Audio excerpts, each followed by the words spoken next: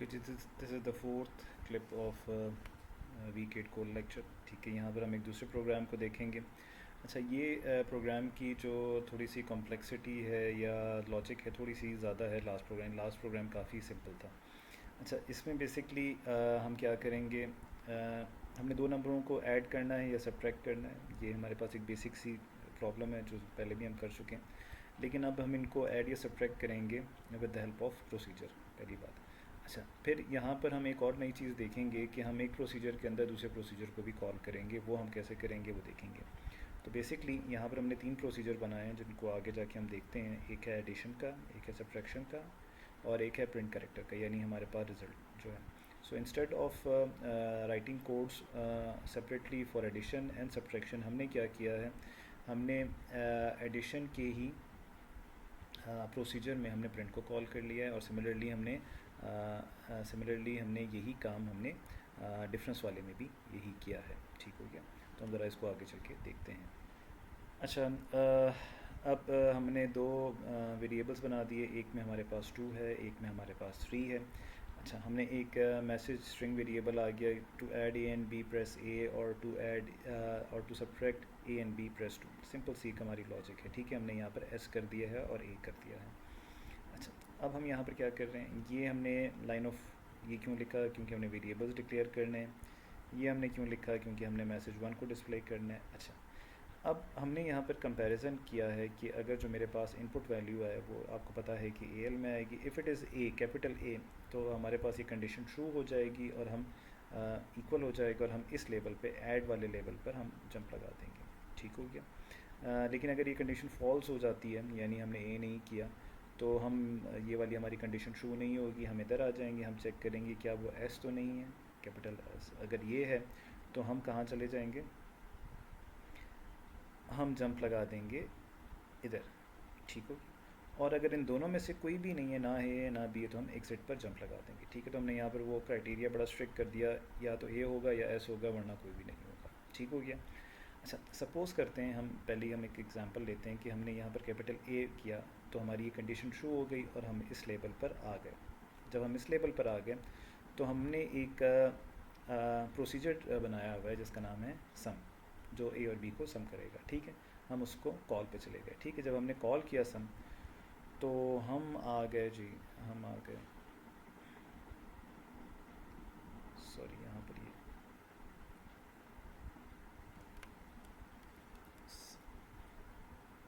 सम है, ये भी सम है। ठीक हो गया, तो हम यहाँ पर आ गए सम में। हमने ए की वैल्यू को बी एल में डाल दिया। ठीक हो गया, और फिर हमने बी को बी एल के साथ ऐड कर दिया। ठीक है, और फिर हमने यहाँ पर जो इंटरेस्टिंग बात है वो हमने क्या किया कि हमने यहाँ पर एक प्रोसीजर, यानी सम प्रोसीजर के अंदर फिर हमने एक और प्रोसीजर कॉल कर दिया, और ये हमारे पास प्रोसीजर था प्रिंट करेक्टर। अच्छा, अब हम जैसे ही हमारे पास यहाँ पर ये एक प्रोसीजर के अंदर प्रोसीजर कॉल हुआ, तो हम यहाँ से उठे, हमारे प्रोग्राम का कंट्रोल जो था वो यहाँ से उठा, और हमारे पास ये रेड सेपरेट आप बताया गया है यहाँ पर आ गया। हमने यहाँ पर मूव एस टू किया, हमने बी एल में जैसे हमारे पास एडिशन हुआ वैसे डी एल में डाला, और हमने क्या कर दिया, हमने इंटरप्ट 21 कॉल किया, तो हमारे पास जो रिज़ल्ट था वो डिस्प्ले हो गया। अच्छा, और फिर जैसे ही हम रिटर्न पे चले गए, अब क्या मैं मेन पे जाऊँगा? नहीं, मैं मेन पे नहीं जाऊँगा, क्योंकि जब मैंने यहाँ पर कॉल किया था तो मेरे पास स्टैक में इसका एड्रेस पुश हो गया था। तो अब जब मैं रिटर्न करूँगा तो मैं इस रिटर्न से कहाँ पर जाऊँगा, इधर जाऊँगा।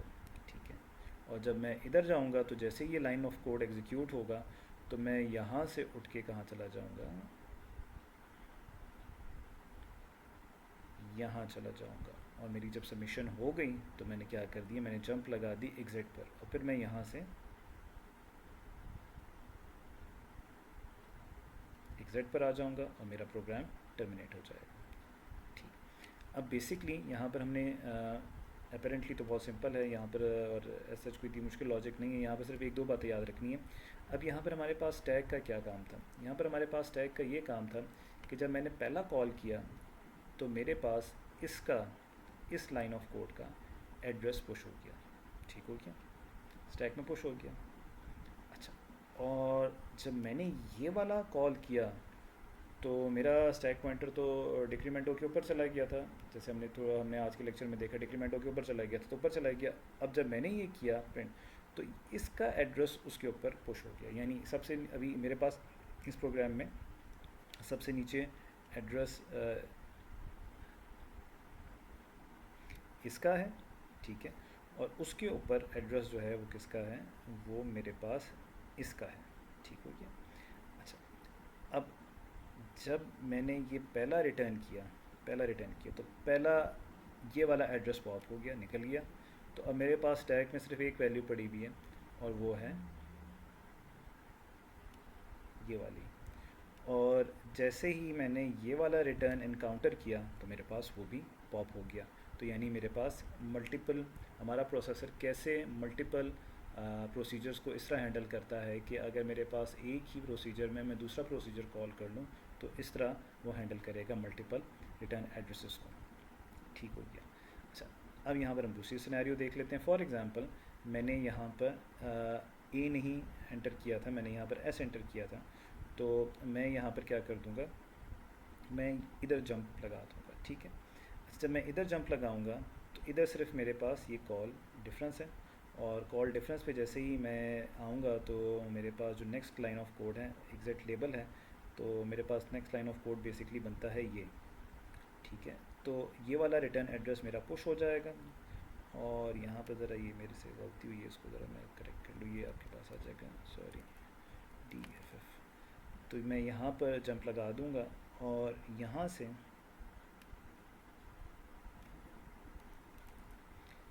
मैं इधर आऊँगा, वैसे ही करूँगा, मैं यहाँ से एल इधर मूव करूँगा, यहाँ पर मैं क्या करूँगा, सब्ट्रैक्शन होगी मेरे पास, फिर यहाँ पर मैं क्या करूँगा, कॉल प्रिंट करेक्टर करूँगा। जैसे ही मैं कॉल प्रिंट करेक्टर करूँगा तो मैं इस पे आ जाऊँगा, ठीक है, इस पे आ जाऊँगा, और जैसे ही किया तो मेरे पास एक और वैल्यू पुश हो जाएगी रिटर्न एड्रेस की, ये इसकी वैल्यू। अच्छा, अब जब ये सारा काम मेरा ख़त्म होगा, जब मैं ये रिटर्न करूँगा तो मेरा पॉप होगा इधर, फिर जब ये रिटर्न होगा मेरा पॉप होगा इधर, और यहाँ पर मेरा प्रोग्राम टर्मिनेट हो जाएगा। तो हम इस तरह भी कर सकते हैं कि हम एक प्रोसीजर के अंदर दूसरा प्रोसीजर भी कॉल कर सकते हैं, और हमारा जो प्रोसेसर है उसको बड़ा एफिशिएंटली हैंडल करेगा। तो इस प्रोग्राम में हमने तीन चीज़ें देखी कि हमारे पास मल्टीपल प्रोसीजर्स डिक्लेयर हो सकते हैं, हमारे पास एक प्रोसीजर के अंदर दूसरा प्रोसीजर भी हो सकता है, और तीसरी मोस्ट इम्पॉर्टेंट चीज़ कि हमारे पास हमारा जो प्रोसेसर है वो किस तरह हमारे जो क्या है मल्टीपल प्रोसीजर्स को हैंडल करता है, ठीक हो गया। चलें जी, थैंक यू सो मच। हमारे वीक 8 के यहाँ पर क्लिप्स एंड होते हैं, और ये असाइनमेंट को थोड़ा सा हम डिस्कस कर लेते हैं। अच्छा जी, सिंपल सी असाइनमेंट है, आपने सिंपली ये करना है कि ये देख लें। अच्छा, फिर ये कुछ और बातें की गई हैं उसको भी हम देख लेंगे। चलें, ठीक हो गया जी, थैंक यू, अल्लाह हाफ़िज़।